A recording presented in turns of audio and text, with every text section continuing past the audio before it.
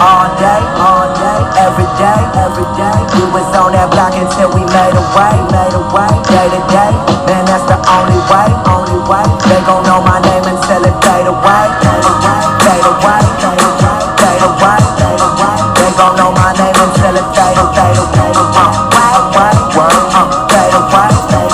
They gon' know my name until it fade away. I've been there, I done that. This rap shit, I run that mother. It's far from a comeback. If one of us fall, then we run that. Can't let that social worker just snatch up my king. Gotta get my son back, cause when they coming through, that system don't give a fuck about you.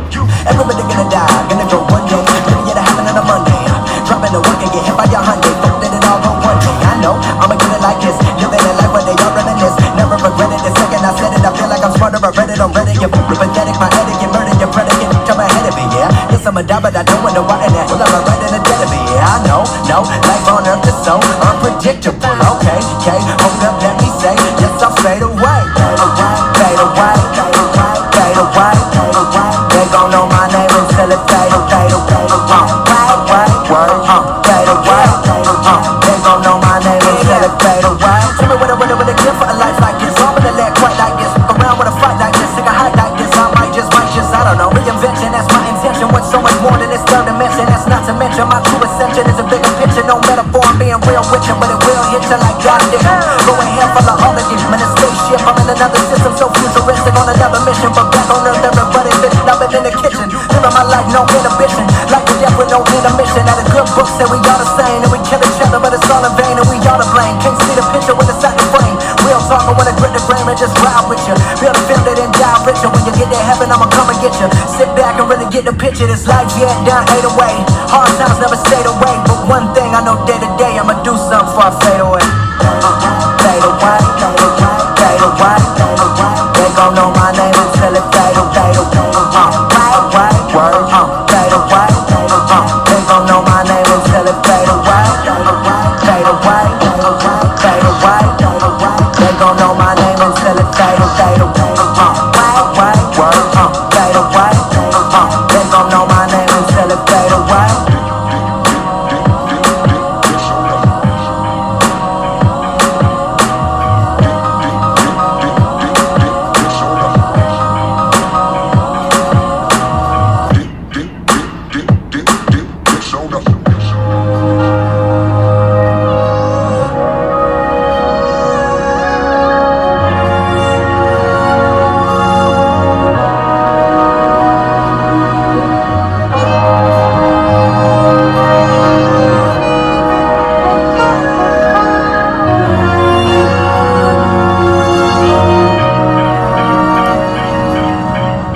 Get the upgrade?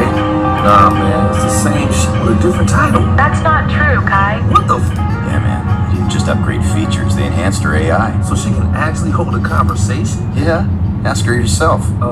What am I thinking, Thalia? Kai, I'm a program in the ship's interface, not a psychic. Damn, girl. Yeah, that's another thing now. She's unisex. What? Thalia, integrate Y chromosome feature. Sure thing, Thomas. Would you like a standard Accent or something a little more exotic. Holy shit. Told you, man, the upgrade's crazy. Thalia, revert last command and run simulation. Running Man, simulation. what the hell was that? Well, you can pick anyone in history, and based off a collection of data, it allows you to personally speak with them. Anybody? Anybody. Thalia, do Big Sean. All right, let me get this straight. You can speak with anyone in recorded history, like Jesus, Steve Jobs, Einstein, and you pick Big Sean. Man, yeah, that's my dog. Okay. Thalia, simulate Big Sean. What up, Kai? You little... Yeah, I might have to upgrade my shoe.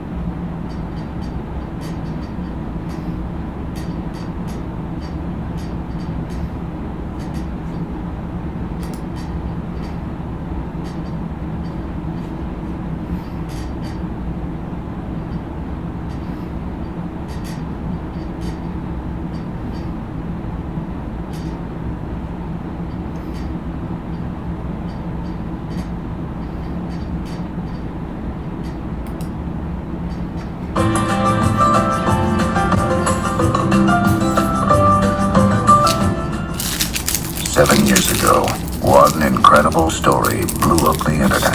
When I was 22, I got involved with the Russian mafia. I was a frat boy on a class trip. This is Igor. He's here for your protection. He's very dangerous. You are not to talk to or hang out with him. All I want to do is hang out with him. I did not speak Russian. Yeah, machina. All I knew how to say was, it was literally the best summer of my life. We robbing this guy? This is Russia! 23 years after those events, the story continues. What is wrong with this shirt? Yo, machine. Not today, brother. Not today. My dad showed up. You paid money to see my son tell his made-up story about robbing a train in Gotcha. Russia? For the millionth time. It's a true story. It took about 2 seconds before he started making me mental. Look at it. Bear. He's a monster. Are you the machine? Ma'am, the party's outside. 23 years ago, you stole the only thing my father ever cared about. Sorry. If this is some sort of TikTok prank, I'm about to lose my shit. It's definitely a prank. Clearly that's a fake gun. Or not. You're coming with me back to Russia. If you try to run. He's going down. Dad, why are you talking all fast like you're on speed or something? I'm on speed. Oh, more drugs. Bird, take off that shirt and show those SOBs who you really are. Now, you gotta party with me. He's the machine.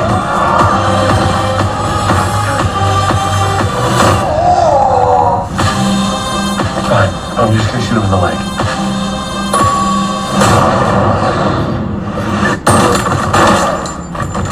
Oh my god, I'm going to freaking hell! I killed a man! Well, technically you killed several men.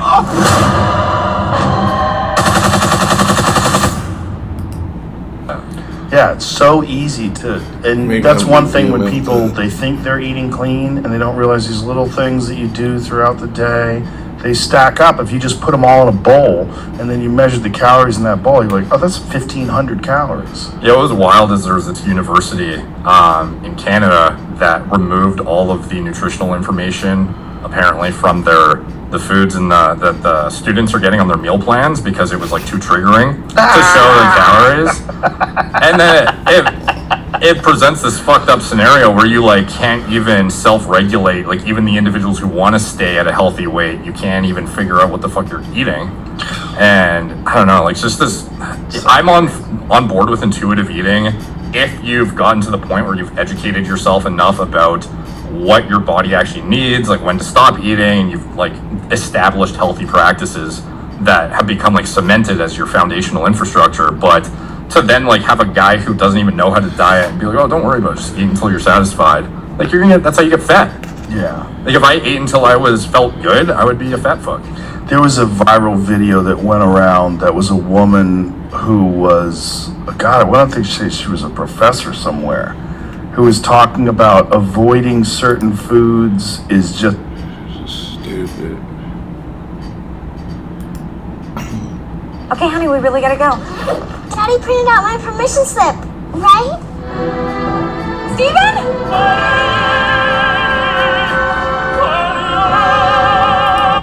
Yeah. Inflation's got Americans fed up with tipping. I see you take a deep breath on that one, don't you? Because you're feeling the pinch, aren't you? You go up there, you see the thing on and it's getting higher every time. Yeah. And all of a sudden, then, once upon a time, you prided yourself on clicking the highest button, whatever it was. You were like, okay, cool, it's 20%. I love the service. Gotta help the people. But all of a sudden, you're not paying attention, Will, and the 4 options change, and all of a sudden, the 4th option is 50%. Is it 50? And you're like, whoa, man, hang on a sec. They know I'm not paying attention over here. What am I doing? I'm clicking 50. What kind of service did I get over here? And listen, people are starting to notice what's going on. Yeah. The people, the public is sitting there saying, wait a sec, nobody's coming to my work and just clicking a 50% button on me. I think the average now, or the minimum, is 20%. Let me tell you something. Everybody's feeling the pinch and everybody's out there and they're clutching and grabbing and they're taking what they can and they're trying to survive, and you got the layoffs and this and that, and everyone's reading the news. And you can't really blame it. Like, they're trying, but some people think it's a little bit deceptive, right? The way it works now on the tap type machines, because once upon a time, and don't get me wrong, like, you know, I go to the snack bar over at the rink, all right? And I'm tipping away, and I actually prefer to tip in person. You know why? Because and with cash, the guy accepts cash. So you do, if you carry some cash, which I know is annoying anyway, but you carry some cash, you give the tip at the end, and the guy gives you the 1-2 like that. And then you know it's a connection point, and you're like, okay, we're gonna see each other. This is an ongoing, whatever it might be. Straight up pockets. But it's zero. Yeah, no, it's a tip. I want him to pocket the money. It's extra, not an expectation, and it really changes the dynamic of the feeling of the tip. If you can imagine the cash version, if he was like, okay, choose now, 20, 30, or 50. What's it gonna be? Now you feel like it's the mob or something. Now you feel like he's got a grip on your thumbs and he's about to make a snap. And so it feels like a bit of a stronger. I understand why people are feeling this way, where they're a little bit fed up. It's kind of, it's not just the amount, it's the presentation of it. And it's the machinery aspect, the lack of human touch. And also, is the tipping like electronically going to the company or the individual worker themselves, right? You always wonder, don't you? Yeah. When you see it on the thing, you're like, how are you splitting it up? Whatever. This is all things going through your mind as you're trying to move about your day, tap your things. And I notice even myself, sometimes I'm tapping away and I'm just trying to get out of there. It's the 50%, okay. What was a pleasant experience is now turned into a moral dilemma every time. And so I do think that at a certain point it can hurt business, where all of a sudden people are like, whatever, I'll make a coffee at home, or whatever it might be, which might not be so bad, all things considered. But where the business owner has to be looking at that and wondering, okay, is there any residual to this particular approach, to this tactic? You've got to start thinking about it. And I know a lot of them have. You've got apps like the Starbucks app, it'll hit you up after and go, hey, what do you think? You gonna throw $1 on that or whatever it is? But those are smart people and programmers, and it's algorithmic, and maybe you didn't click the $6 and then maybe they try you with the $2 the next time. Like, it's a complicated psychology. Appreciate everybody out there in the services industry. But I'm not sure long term if the current approach is the most successful long term. I'm not sure. It's interesting to me. You might turn people off completely to where they get used to hitting zero. By the way, somebody in the chat says that the fancy controller for PlayStation, $200 USD. Okay. So 200 USD, 200 British pounds. Us in Canada, we'll probably pay 250, 279, something like that. With tip. Exchange. Probably. Hey, man. Go.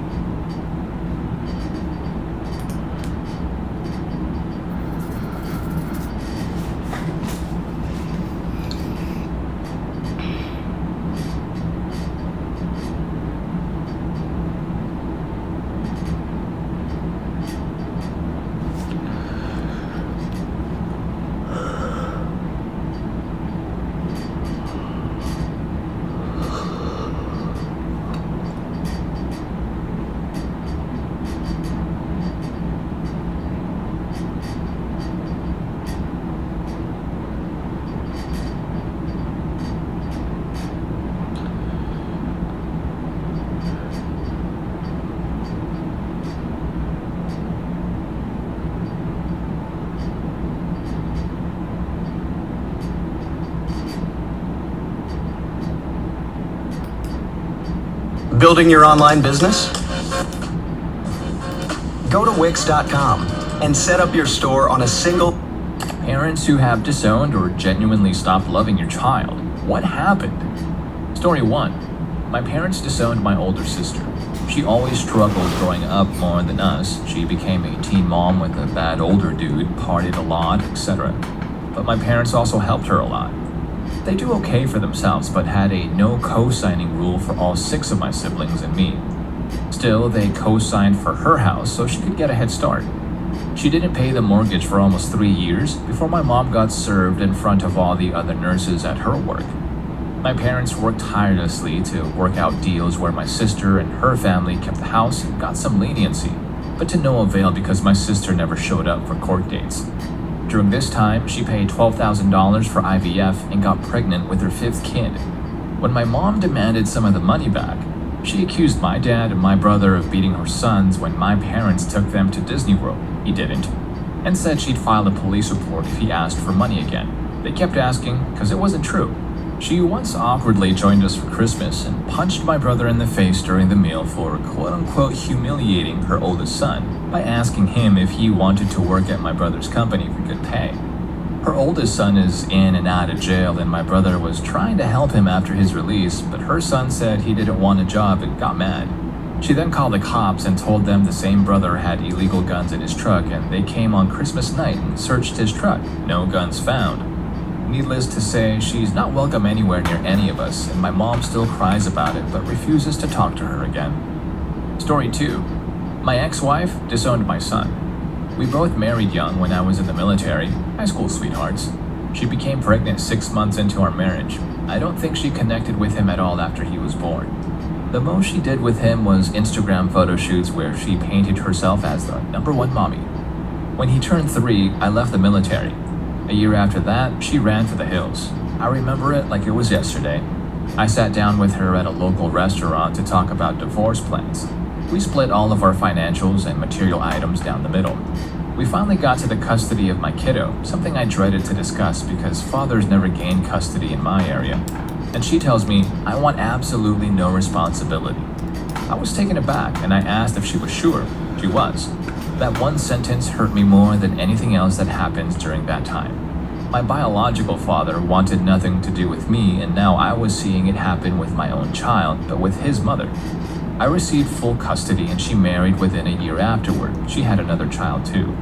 Her parents try their best to be a part of his life, but she still does her best to avoid him. He's 7 now, used to it, but I know it weighs heavily on him. It sucks, but it's life, I guess. Story 3. Not my kid, but my sister I raised for several years. I was a senior in high school when my parents had my sister, completely unexpected. They were 58, 55. I never really got to know her much as I went away to college when she was 5 months old and was in the Air Force by the time she was 1.5 years old. I saw her twice on leave and got pics, but the way life was working out, we never really got time together. Fast forward, our dad dies when she's 2 and my stepmother is raising her. She was a terrible parent, like the kind that saw one of her kids run away at 16 to halfway across the country, another run away at 15 and get married, and one that is just a loon who spent his life bouncing around whatever hot MLL program was out there as a career. She also convinced my dad to send me to a prayer group away from the gay camp in Tennessee when I was 15. So when my sister was 11 and begging for help, I took leave and went to her. Surprisingly, my step-monster was happy to get attorneys to draw up the paperwork for me to become my sister's guardian and even pay for it. So I'm raising my sister and things are okay until she's about 14. Then I caught her doing these videos online talking dirty, trying to get guys to jerk off. So that was a mess of trying to get those down and suing the people that hired her to do them. Ran away for a week, hiding out at a friend's house, and found her when she was caught shoplifting, a B&E break-in and entering charge at 14, trying to steal the phone of a boy she was dating to see if he was talking to other girls. It happened on base, and I managed to talk it out of being a bigger thing. A second B&E charge with friends breaking into the NCO club to try to steal a beer. I was told I had to leave base housing at that point. My security clearance was suspended to make sure she wasn't putting me in a position I could be compromised. Still, 14, arrested with a stolen military ID trying to get into a bar. 15 escapes rehab. 15 escapes rehab again. 16 things seem good and she's taking school seriously. At 18, she was accepted to RISD, graduated with honors, and had an actual decent paying job with a web company with benefits and everything. Started getting stoned a lot and lost her job. Sold her car to pay bills, lost her apartment, and still hadn't bothered looking for work. Got her trust fund at 24 and blew over $400,000 in 2 years, nothing to show for it. Had multiple cases against her for was restricted to the state, but decided to go follow fish around anyway and sell Molly. She got picked up for hooking and possession out of state and was returned to Rhode Island, where she was detained and somehow released pending trial yet again. While awaiting trial, she was caught holding enough packaged for sale heroin to qualify as a distribution charge. By then, I hadn't heard from her for almost 7 years and only managed to keep up with her reading the police blotter or from the occasional attorney that she had to contact me to verify I would pick up her legal tab. I wouldn't. Against any logic, she was out of prison in under 3 years. I heard she dimed a bunch of people out to make it happen. She showed up at my house asking for a place to stay. I said I couldn't have her in my house, but I'd get her a place for the night and then help her locate a place of her own. That night, she broke into my house, nearly got shot by me while doing it, and tried to spin some story that she was looking for something she dropped in my house earlier that day, despite never actually entering my house. I told her she had to go. She threatened she would call DCFS and tell them I was with my kids if I didn't go with her to an ATM, and give her all the money I could withdraw. Told her to get the fuck out before I exercised the castle defense law and dropped her. Took out a restraining order the next day, and in doing so, found she once again left the state when she wasn't supposed to have and violated her parole, so back to the clink. Since then, she's been dead to me. Story 4. I wouldn't say I've disowned or stopped loving my son, but it's really tough to find love for him. He's almost 14 next month, and he's currently out of our home at a treatment facility. He's averaged about 2 arrests a year for the last 2 years, and he's attacked my wife several times, our daughter several times, and the neighborhood kids several times. He's run away from school, runs away from home, and tried to push me off the roof of our house after threatening to jump off and hurt himself. We have become that family in our town where the police are called to our home on a semi-regular basis. He's been getting more violent as he gets older, not to mention bigger and stronger, and I honestly don't see an end in sight. The key fact I'm leaving out is that he's been diagnosed as high-functioning autistic and is also bipolar.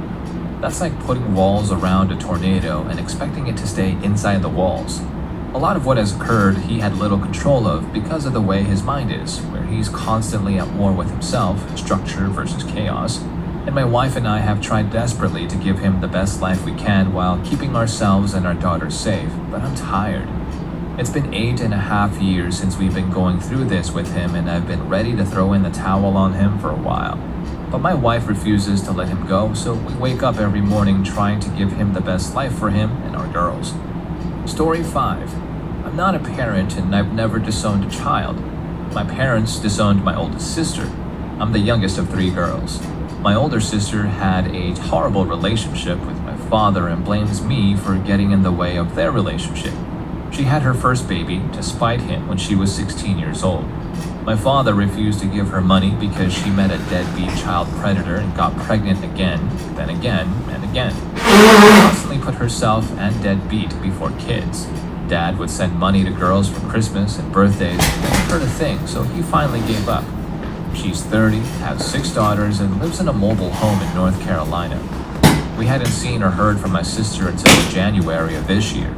My oldest niece contacted me asking to come to Florida, where I live, for the summer to get her and her sisters out of the trailer. I agree, contact sister, and she agrees. I set up plane tickets and organize the rooms they'll stay in.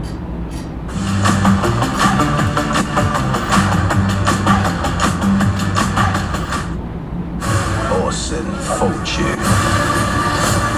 That is a sexy name.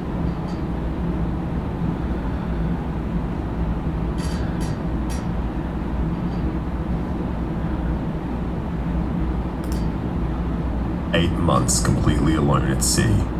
It is 1969 and communication with home is limited. It is just you and your mind, thinking about all the mistakes you've made in your life that have led you to this point. This is where 36-year-old Donald Crowhurst found himself. He now had to make a critical decision.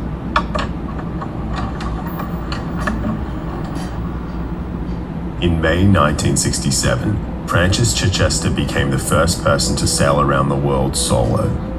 He made one stop in Sydney and after 9 months alone on the open seas, returned home to England and was greeted by 250,000 well-wishers. He was a national hero and was knighted soon after. The following year, the British Sunday Times newspaper decided to sponsor the first non-stop solo round-the-world yacht race. It was an open race with no qualifying requirements, as long as competitors started between June 1st and October 31st to ensure they passed through the Southern Ocean during summer. The first person to complete the feat would be awarded with the Golden Globe Trophy, and whoever recorded the fastest time would win £5,000, equivalent to roughly £70,000 today. 9 men entered the race.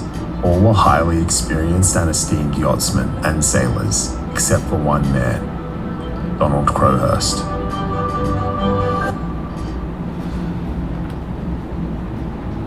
Donald Crowhurst was a business owner and amateur sailor from Bridgewater in Somerset, England. Growing up, his family was very poor, and Donald had to leave school early when his father died.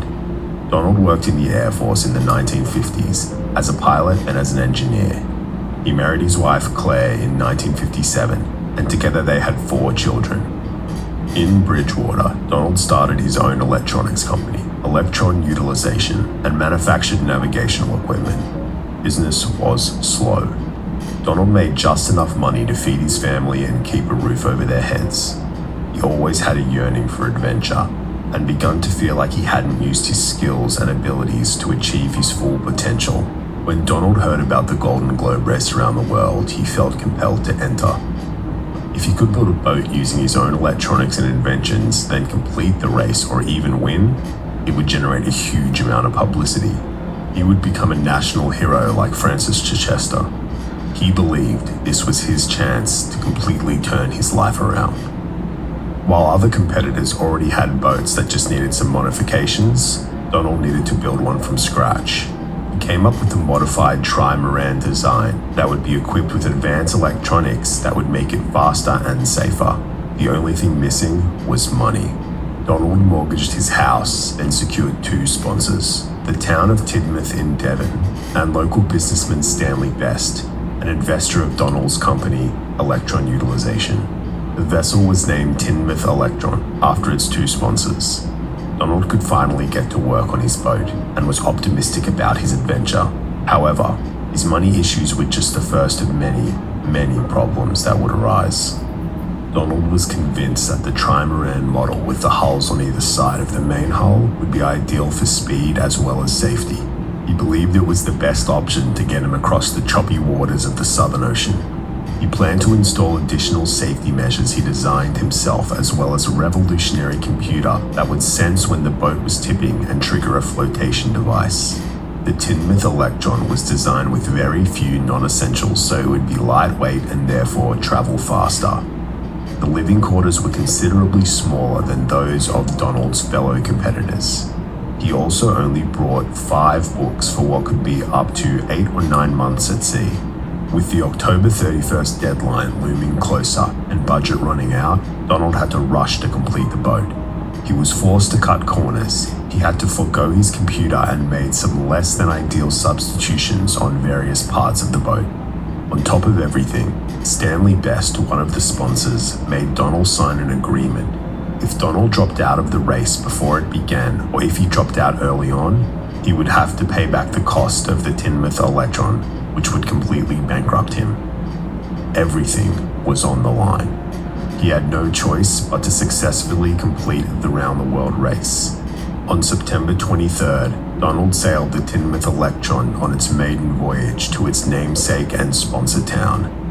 Donald's publicity officer believed officially starting the race from Tidmouth would attract visitors and press and boost the image and economy of the town.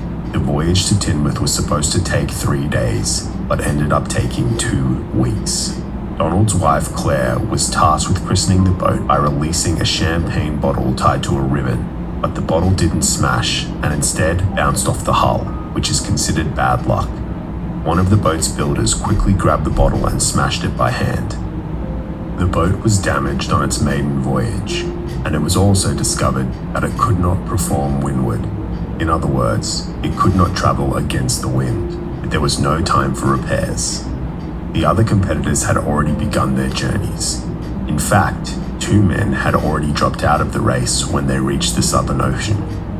There was no chance Donald could win the Golden Globe Trophy for first man home, but there was still the £5,000 cash prize for the fastest time. In the days leading up to the deadline, it was total chaos. Donald and the boat builders were scrambling to get everything done, but they were dangerously behind schedule. Donald was also proving to be a clumsy sailor and was imprecise with navigation. He simply wasn't ready. It was a terrible predicament. Either he drops out of the race, goes bankrupt, and plunges his family into poverty, or he takes the unfinished boat out to sea to face near certain death. The night before the deadline, Donald confessed to his sponsor, Stanley Best, about the issues. But Stanley reminded him of the agreement, and the next day, Donald got ready to start the race. On the 31st of October 1968, crowds gathered in Teignmouth to watch 36-year-old Donald Crowhurst begin his solo voyage around the world. Donald farewelled his wife Claire and his 4 children and took off.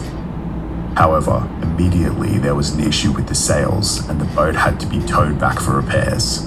Finally, at the very last moment before the race deadline, Donald departed on the Teignmouth Electron, and before long, it was just a tiny speck on the horizon. Wait, it's true. I love saving. Melted to perfection. Try the new toasted baguettes from Panera.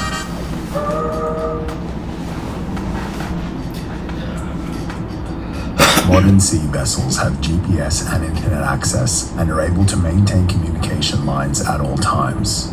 In the 1960s, the only way for boats out at sea to communicate with land was via radio calls and telegrams. There were no satellites that could pinpoint your exact location. You couldn't text or FaceTime anyone. You were truly and utterly alone in the vast and unforgiving expanse of the ocean. Donald had a long journey ahead of him. First down to the South Atlantic, past the Cape of Good Hope, where he would then hit the Roaring Forties.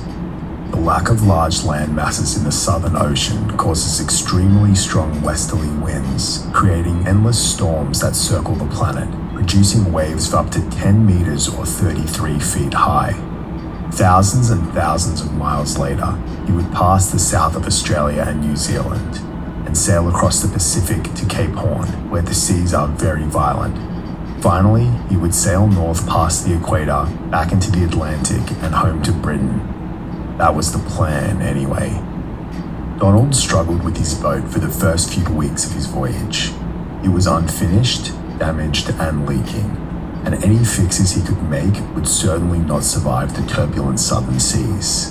The BBC provided him with a camera and tape recorder, and Donald did a good job of appearing like everything was going well, but his logbook told a different story.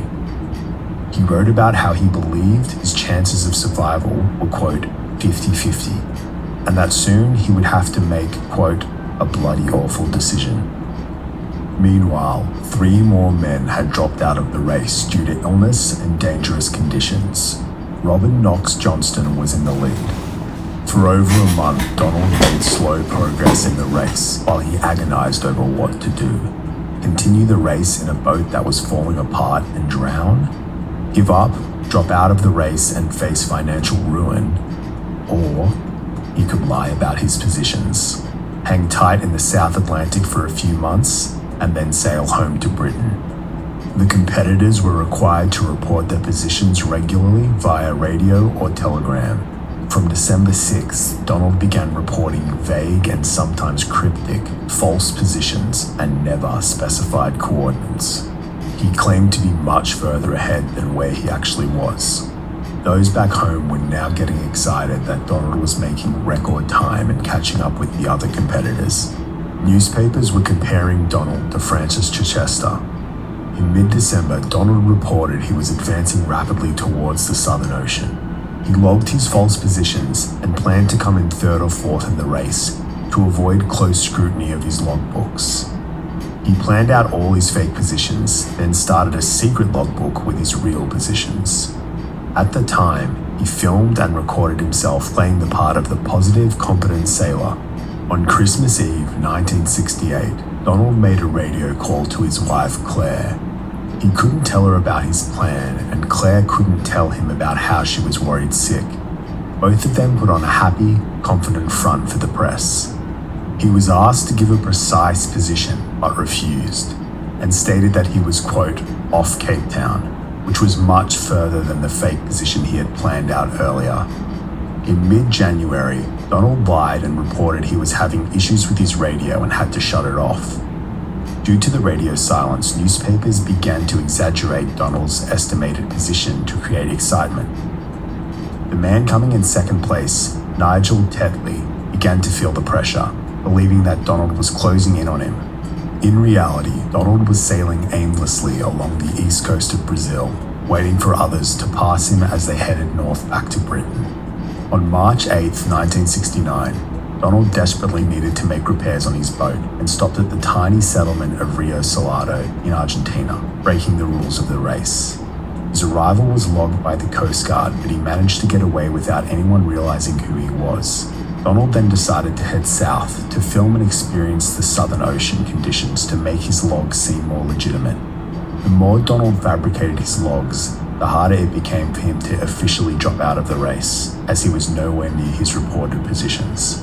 On April 22nd, Robin Knox Johnston completed his voyage and won the Golden Globe Trophy, becoming the first person to sail solo non-stop around the world. It took him 312 days.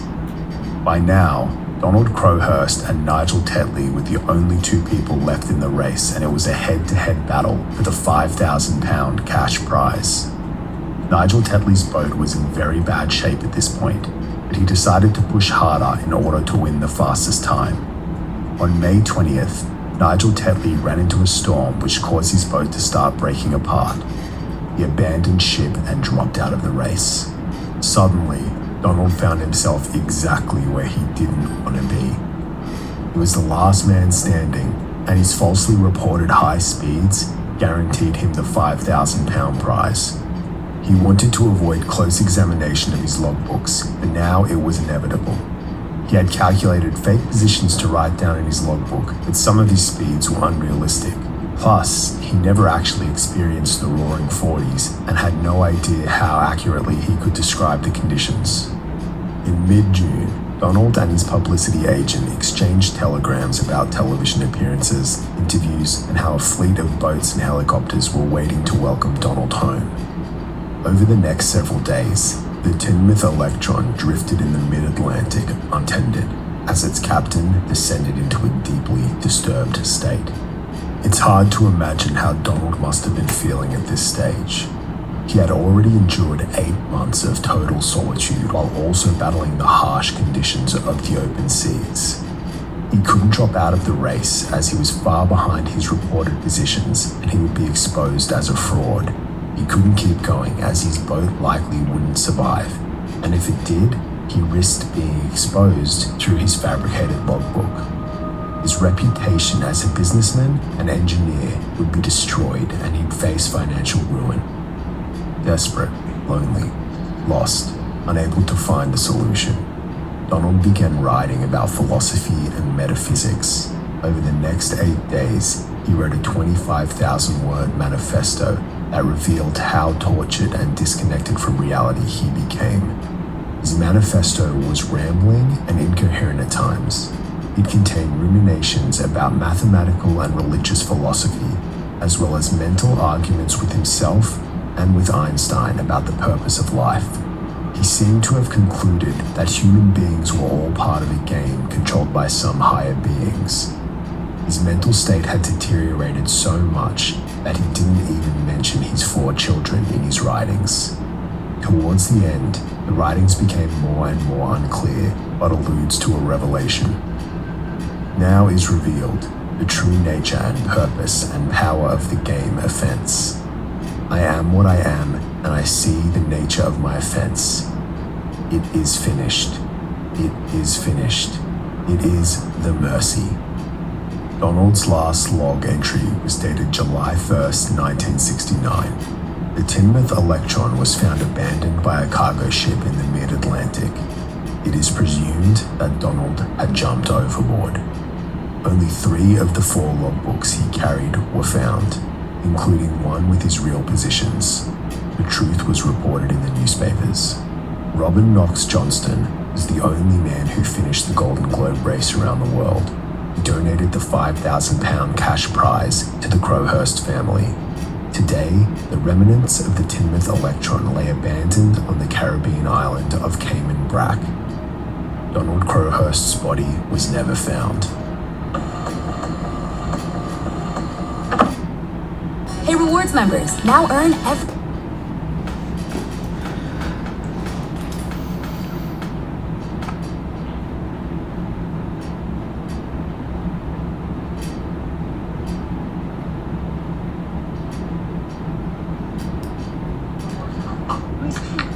Page 6. Page 4, yes.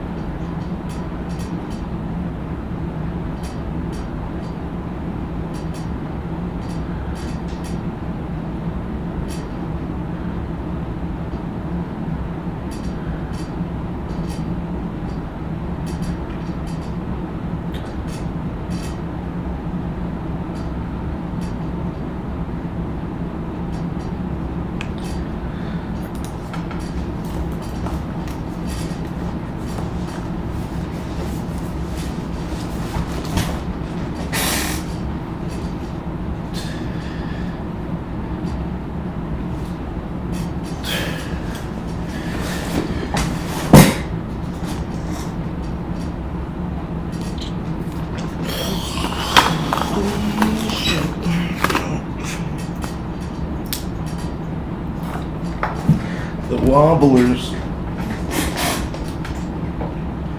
Man, I've met so many fucking bands. Man, last night I was fucking angry over that. The shit went all over me. All over me everywhere. Who fucking I don't even know how I didn't fucking notice that shit too. It wasn't leaking when I picked it up. It was not leaking at all.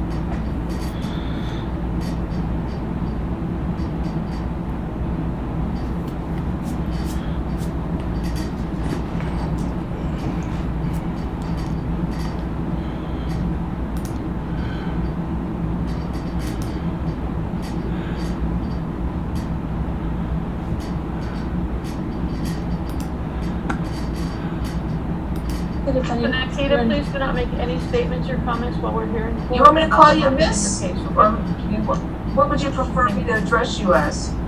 Your title? Can't hear, I'm So sorry. it looks like she's here Oh, on. she and her. Oh, okay, that's fine, thank you. Looks like she's here on vacation.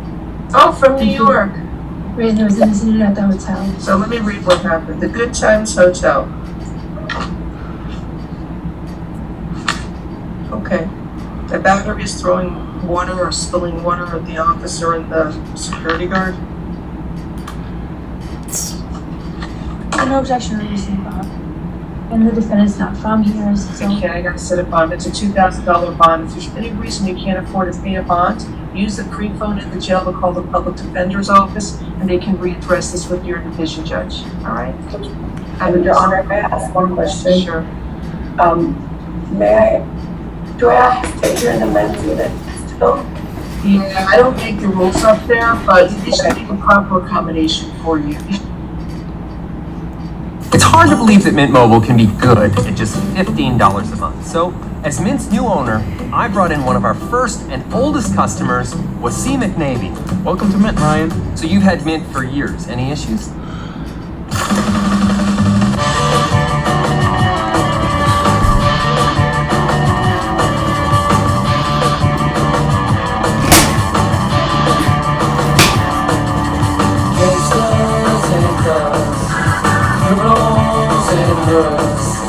Some of my friends sell records, some of my friends sell drugs.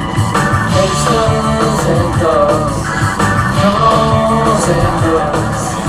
Some of my friends sell records, some of my friends sell drugs. They stand by me, I stand by you. If there's a fight, I'm the one to come to. Good and bad times we've been through. You got my back and I got yours too. All my life you are in my crew. I'll do anything for you. Beat someone black and blue. Black and blue, I'd do it for you. Gangsters and thugs, criminals and hoods. Some of my friends sell records, some of my friends sell drugs. Gangsters and thugs, criminals and hoods. Some of my friends sell records, some of my friends sell drugs.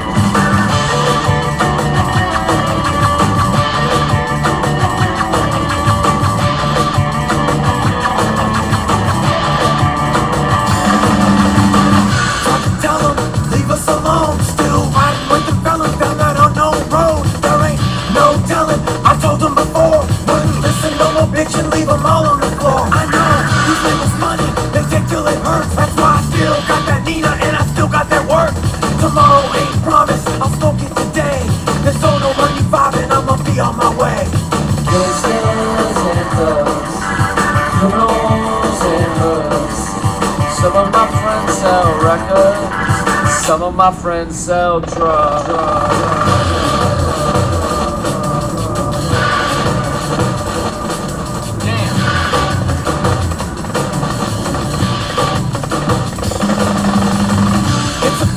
I'm destined to fail, and I ain't trying to get your case. I got no money for bail. I'm hurting up in the ER before New Year's Eve. Said there's nothing we can do, and we suggested you leave. 30 G's, no insurance, they don't give a damn. Back to breaking out the scale, break it down into grams. They say you can't win for losing, I swear it's the truth. Same age, different day, man, I swear we're the youth. The guns pay with good intentions. It got dirty into frustration. I make a living, ain't got no pension. For transcriptions of my life or attention. The world is mine, no limit, I can do it. Every drama in life, I've been through it. Even if I had it, couldn't I love how this guy's not even he's not even English. He's not even English, but you fucking I'm English today.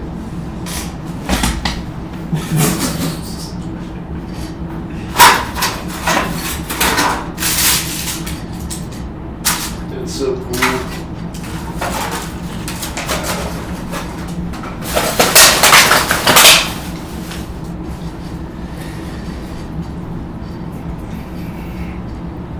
Well, what could I could go to fucking England. I could do that, or I could go back home. If I stay around here, I'm probably just gonna degen out until I either explode, get shot in the head, or something.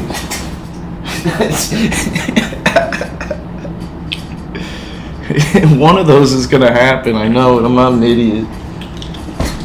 I'm either just gonna, my head's gonna explode, I'm gonna get an aneurysm, something. Should probably get the fuck out of here.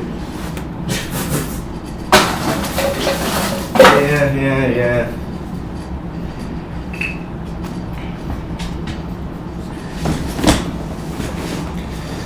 Oy. I failed. I failed majorly. Oh, I was doing so good too. I was doing so fucking good. And because I failed, I kind of just want to fling myself this way and fling myself that way, because why not? Nothing fucking matters. And on top of it, everyone fucks me over, so... Like I said, what's it fucking matter, really?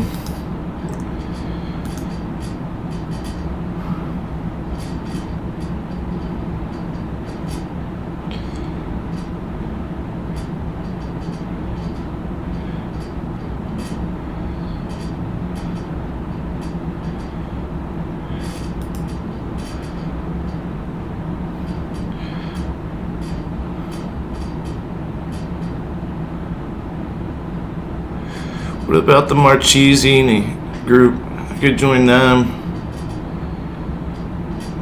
I was a model.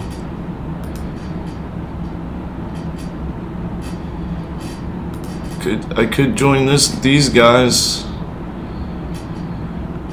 And it'll just be fucking girls that aren't really people.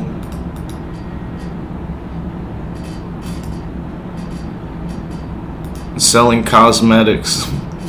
I sell makeup.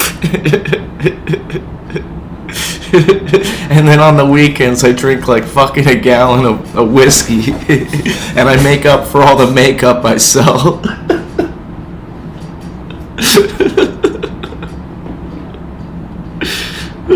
I was the makeup. I was the makeup. I was the hair gel too.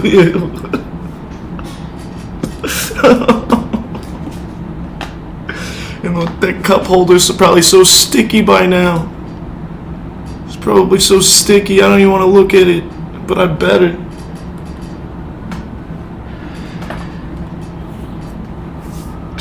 Fuck.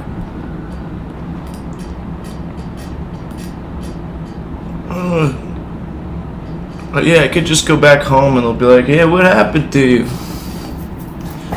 The road paved.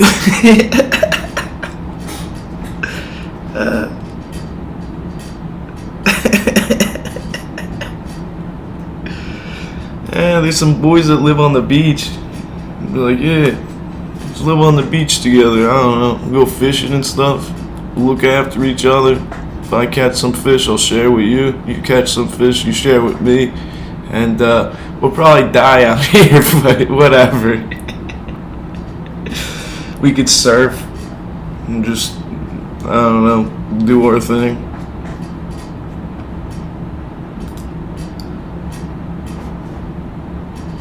That could be fun. Kinda. Sorta. I could go back to my old job though. I was a good worker, but I only have one arm now. That's when I had two. I really don't want to face facts, but I think I'm probably going to have to blow my brains out or fucking hang myself, and I don't want to do that. It's probably better if I get shot by someone, because then I don't go to hell. You go automatically to hell if like you fucking kill yourself. Can't be doing that. But you can get into a big fight and just, I guess, eat the ground with your head.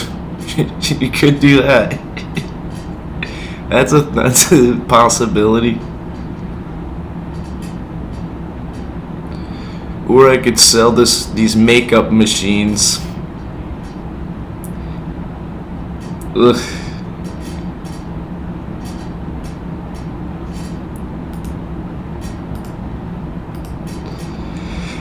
What the fuck is this thing? The E-Philly is designed for laboratory use to fill liquid, creamy, and pasty products without having to replace any of the parts.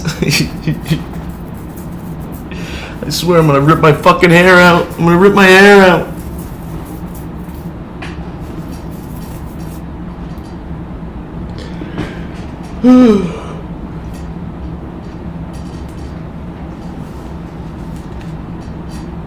I got these fucking tendon problems. Hey, at least my arm's looking a little normaler though. Every day it kind of looks a little bit more normal. Like, yeah, I mean, it's tiny, but it doesn't look too bad actually. And there's a tricep in there still. There's still a tricep in there. Hey. The wrist is so fucked up though, but the top part's kind of growing back. I can kind of see it. It doesn't have completely everything, but almost. It really hurts. Especially for... I shouldn't be drinking so much whiskey though. I really like whiskey. And I tell that one motherfucker, if you gotta stay away from the things you really, really like, because you could do them to death. I still have one whiskey left though. I got shit I gotta do though. Like 220. Yeah, I probably shouldn't drink the whiskey because I'll go there and act like a hooligan. And I gotta actually like sit down with somebody and talk with them and stuff and get some work done. Or actually not get some work done. Clear up some problems that were caused. Not me. Those assholes. Ugh.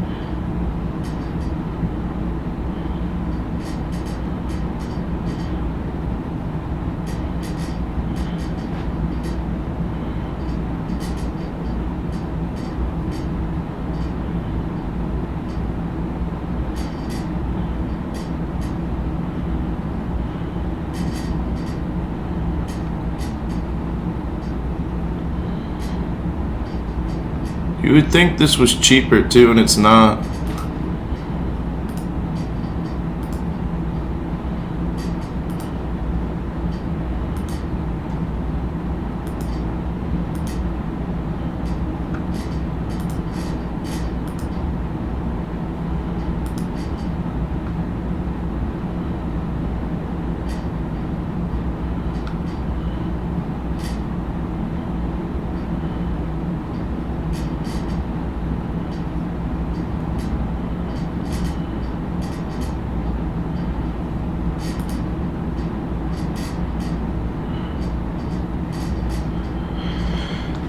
Yes, I could manage the gays, I guess, and sell makeup and do weird stuff, I guess.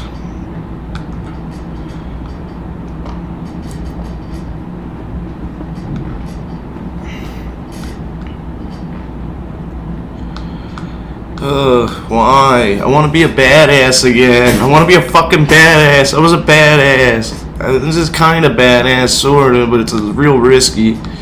Everything's risky now. Before, like, I wake up, I brush my teeth, I take a shower, I put on my nice dress clothes, I hop in my car, I go have meetings with people. But now look at me.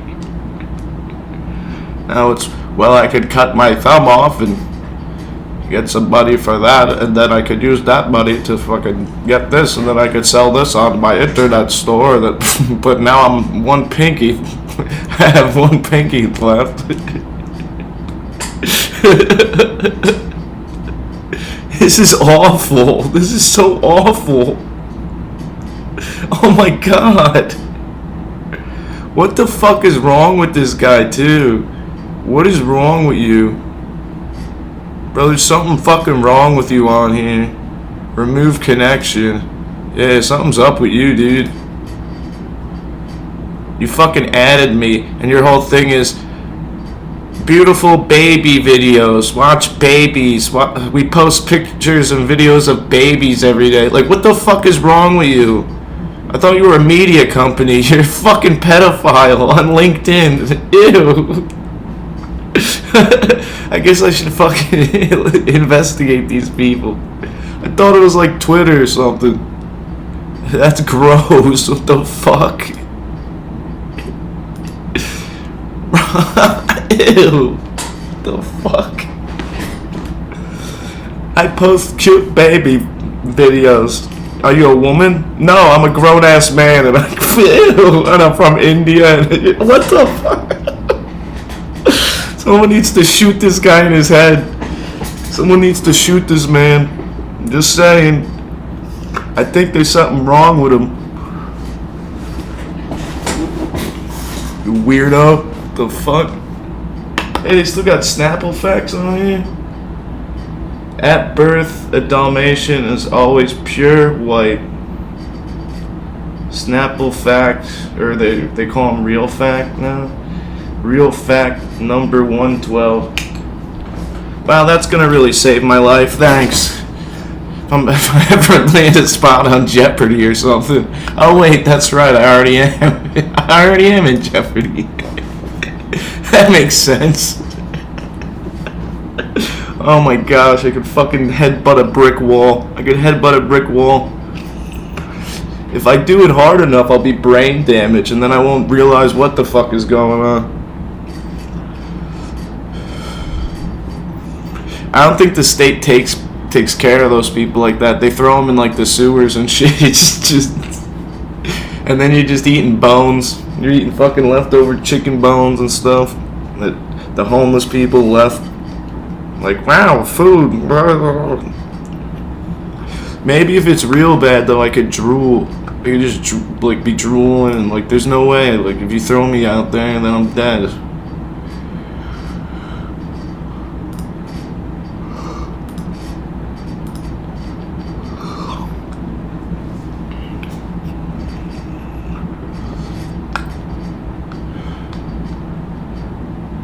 Yeah, I don't think I can take this actually. Frank Marino. Yeah, I think I'm gonna drink more actually. I don't think I can take this. The reality's scaring me. Reality's terrifying. Holy shit. I was on cloud 9. I wasn't living in this. What the fuck? What happened? Let me go back up there. I loved it when my head was in the clouds and my dick was in the dirt. It was beautiful. It was fucking beautiful. It was so beautiful. Oh. Yeah, what's that? It's Billy Talent. Reality is truly scaring me. Fallen leaves. Devil on my shoulder, devil in a midnight mass. The river below. Oh wait, here it goes. I'm really one of the only Mac people here. So, What you say is what you get!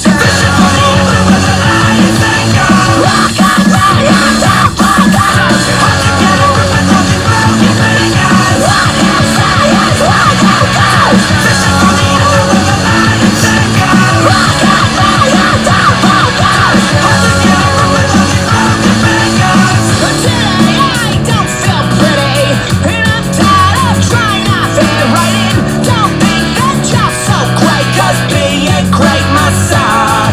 gangsta's getting me now. I need more of this, actually.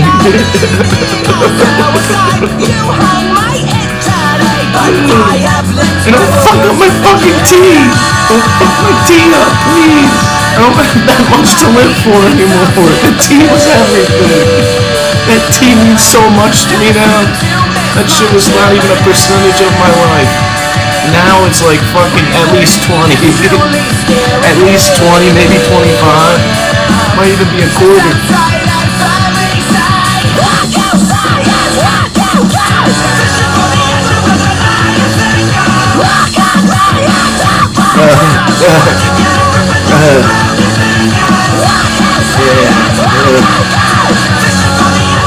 Robbie chopped my throat.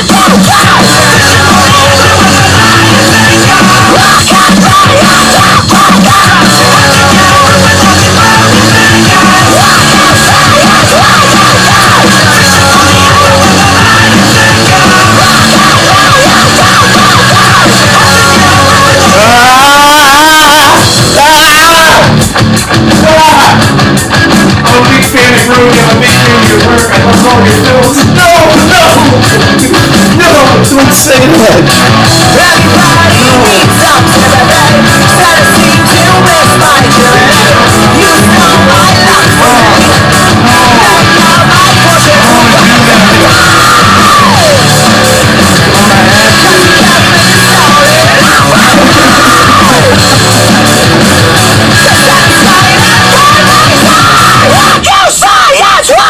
Scream it out,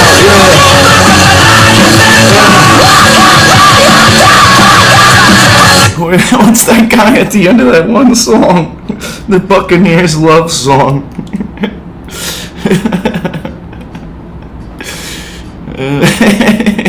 Where he screams at the end. Teamwork makes the dream work. What do I do? Start an adventure What the today. fuck do I do? I'd like to do this. You want to do this? Well, kind of, but not really, because that's bad, though. I'm going to give you 10 reasons why purchase. But what else are you gonna do? Nothing. So then do. I don't want to. No, just not the weird, gross stuff. Just like nice, soft, touchy, lovey stuff. I just.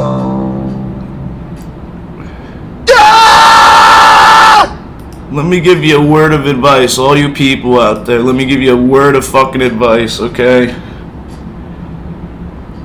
Don't do porn. Don't do modeling. Stay in school. Get a normal job. Okay? Once you get into school or whatever, you graduate, you get yourself a normal job. Then you know what you do? You create your own business. You learn everything from the job and then fucking copy it all. But do it better, you know? You'll find the holes and shit in anything, right? And you're probably better than me. Like fucking just crazy man. Ugh. So many regrets. I hate people. I have no regrets. I live without regrets. Shut up. Just shut up, alright? You shut up. Fucking no regrets, man. I've jumped out of airplanes before. I don't regret that. But, like, everything else, yeah. Airplanes was great. Jumping out of airplanes was really good. It's better than this shit. The fuck? I'm so fucked.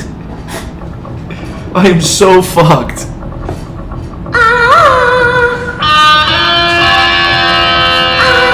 I am so fucked.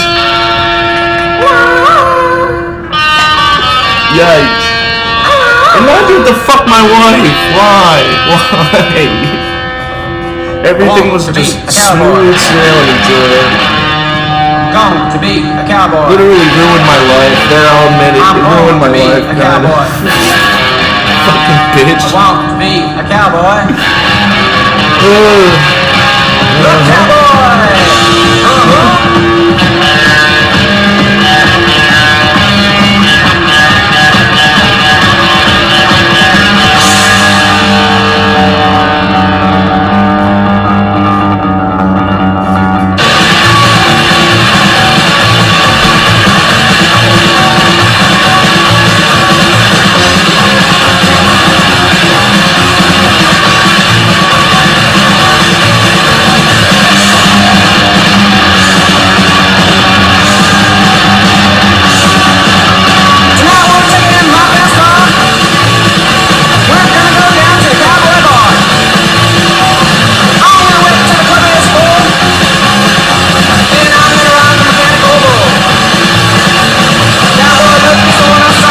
It was kind of cool though. I went to the bar and shit, and I was talking to everybody, and like the old guy liked me. The young guy was like kind of like, dude, you don't have your fucking ID. You can't be here. I was like, can I just please just chill and smoke cigarettes? And he was like, nah, I'm sorry. All right, how about this? I'll give you a couple beers. All right, you shut your fucking mouth. All right. And did I shut my mouth? No. No, not at all. Why would I do that? So I started talking to the old guy that fucking took up his shift, and he started giving me fucking beers too. And then me and this fucking punk dude, he was like probably in his 40s or 50s. He was an old punker. And he was like, you want a beer? And I was just drinking for free. It was great. It was so great. Just free beers all around. What am I gonna do? What am I gonna do? I just kind of want to punch the air. I just want to go for broke and punch everything. Probably break my arms.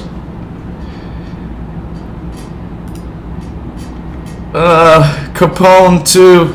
Capone wants the Marchesini.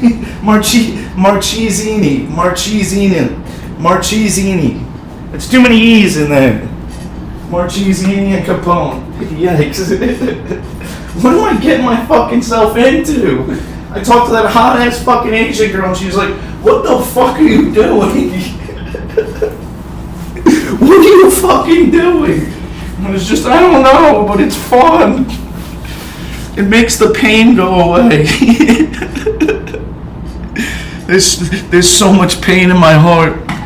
It kind of makes the pain go away a little bit. What's the company that you keep? What the hell? Like, I know you, I never said anything until we met, but I ain't too bad, I don't think. No, you're really bad. Thanks. So I'm not gonna see you again, right? No.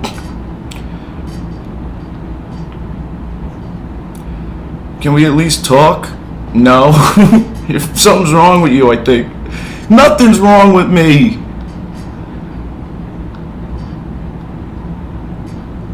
I've had nothing and I've fucking conquered everything. Now I'm broken down and I don't know what to do, but I did it once. Actually, I did it more than once. I did it like 4 or 5 fucking times in 4 or 5 different ways. I should be able to do this again. I'm just gonna have to throw away all my pride and stuff though. I got a lot of pride. I was just fucking hoarding the shit like a dragon with gold. So much pride. But I'm a loser. That's like my mantra now. I'm a loser. I am the loser. I am the one who loses. Where's that one song? Yeah. I am the one that loses. I am a loser. By losing, I can win. So delightfully crispy. There's your answer. 1, 2, 3. By digging in the ground, I can have fire. By shutting the door, I can leave. But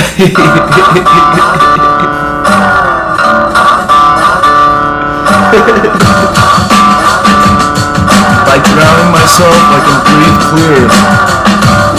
I can cure my own asthma.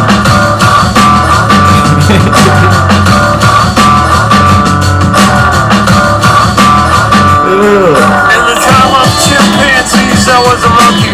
Butane in my veins and mouth that kept the junkie with the plastic eyeballs. Spray paint the vegetables, dog food skulls with the beefcake pantyhose. Kill the headlights and put it in neutral. Stock car flaming with the loser and the cruise control. Baby San Reno with the vitamin D.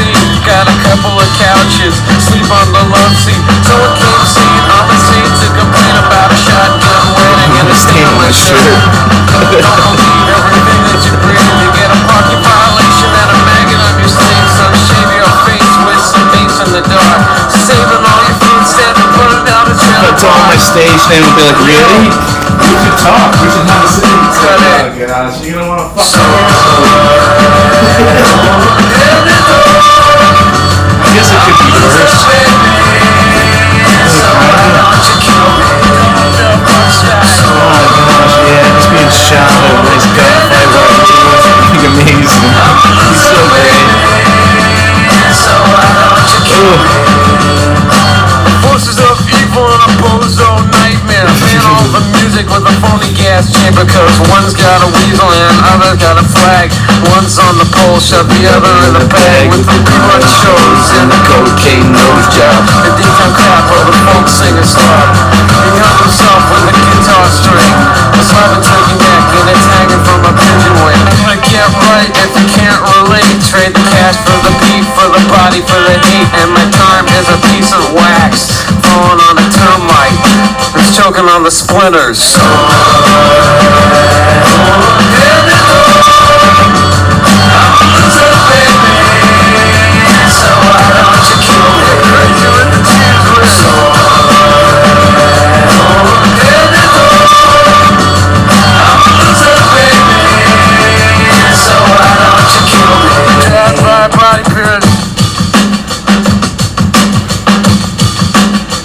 Yo, put it on down.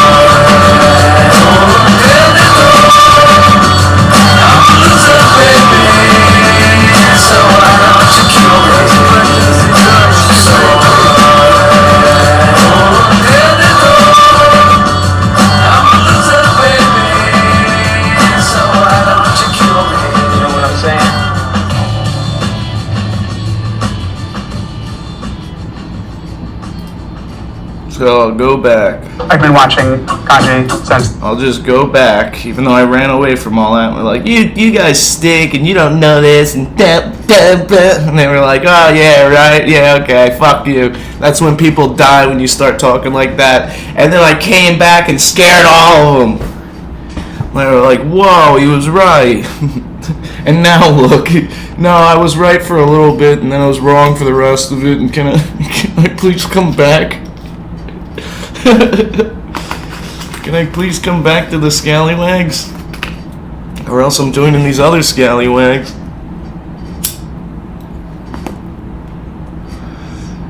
Ay, ay, ay.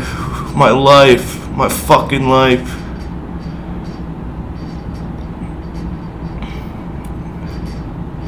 Yeah, what's the, oh, it's on my computer, the fucking chart of life. Bull Run. First sell-off. Bear trap. Media attention. Enthusiasm. Greed. Publicity. Delusions. New paradigm. It's a new paradigm. And then it's a bull trap. And then, denial. Oh, it's a return to normal now. Everything's fine. Everything's good. We're not actually falling. And then we fucking fall. Fear, capitulation, and then just a return to the beginning. Return to the means.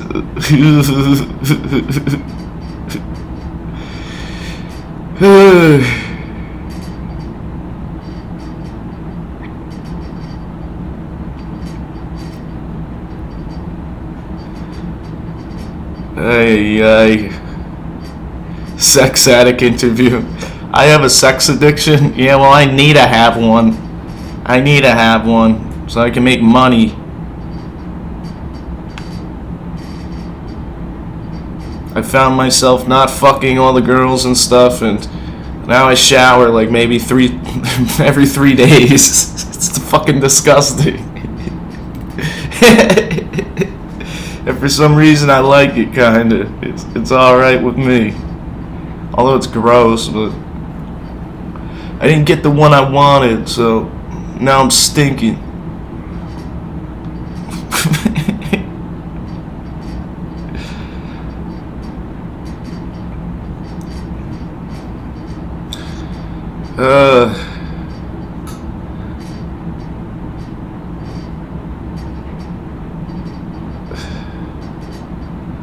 I lost everyone close to me. Everyone close to me.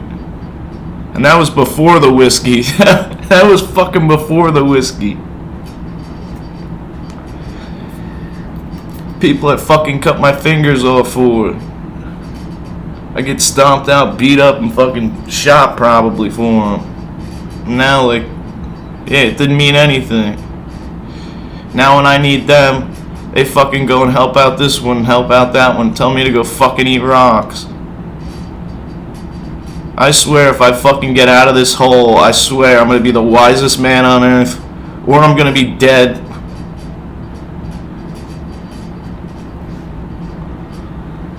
I swear, I swear, I swear. If I make it out of here alive,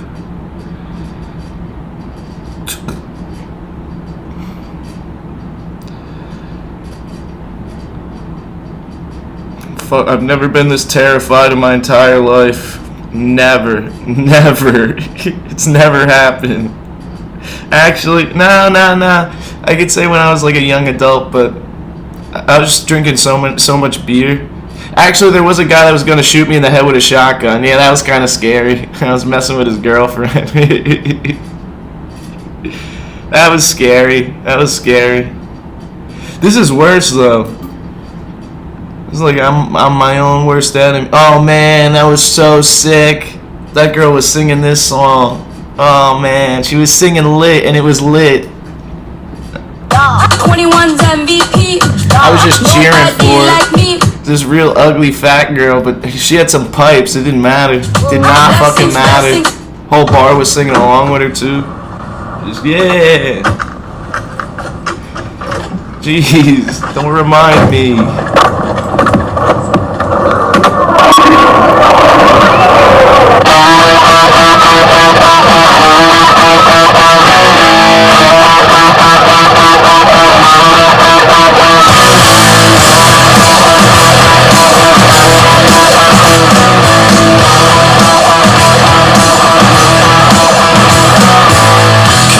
Forget about the things I said when I was drunk. Didn't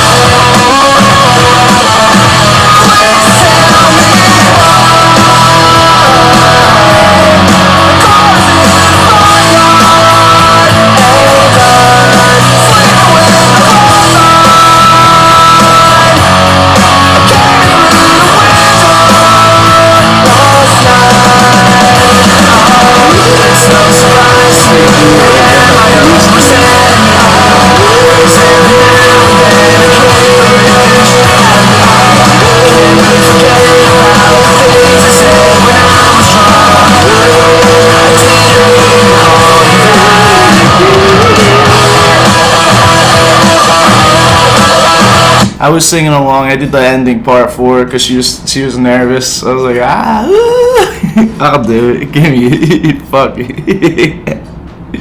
Sounded good too. Was just resonating with the place. That my high pitched falsetto sounded great.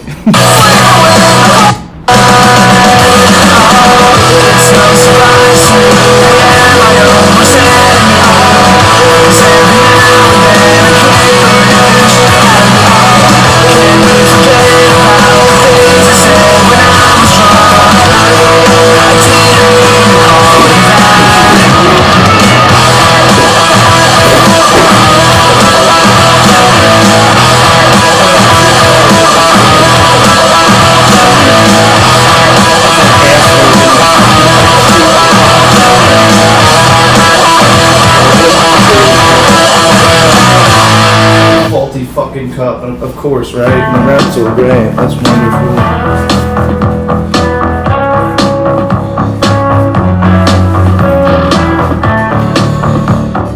Not sure how I'm gonna get myself out of this one, but I guess we can try. One-handed. I had one hand when I did that.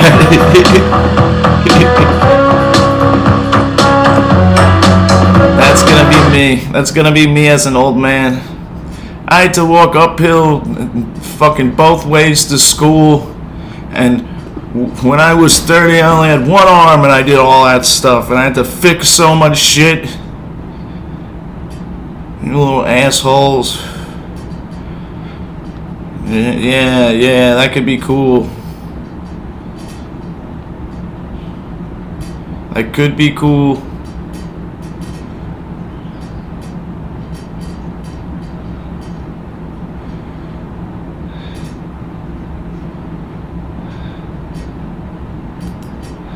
Do I look like a seventh grader? No? Cool. Awesome. A 30-year-old woman was arrested after she impersonated her 13-year-old daughter at school. Oh my goodness. I'm gonna get so caught. I'm actually really scared now. I'm literally on the campgrounds of a middle school. Casey Garcia donned a yellow Marvel hoodie and even dyed her hair darker in order to look more like her daughter, a student in 7th grade. Then she says using her daughter's student ID number, she went to school. I then said hello to the principal, and then I spoke to another faculty member, and then I went to all my classes. I even ate lunch without a mask. Garcia says teachers were more concerned about the fact that she had her phone out, and that it took until the last class of the day for someone to recognize she wasn't her daughter. I wanted to see if I could make it the entire day without anybody noticing. And I'd say up until 7th period, I think that's a very long day for a 30-year-old. On her YouTube channel, Garcia says she was not intending to embarrass the school. Well, I finally got caught. I told him that I'd go to the principal's office. But to test campus security and... Gosh, now people are gonna call me hey, Rocky. I'm not Rocky. It's cool. This is my jacket. I wore... Fuck, life sucks. This is really hard, Adrian. Ew. Ew, you're gross. But Adrian, I like you. You're hot. Really like you. You're fucking sexy as shit. Let me see you naked, please. Just once. I'm not gonna touch anything, but... or maybe I will, can I?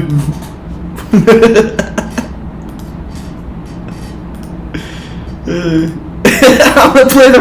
Oh, fuck. I think my phone's dying.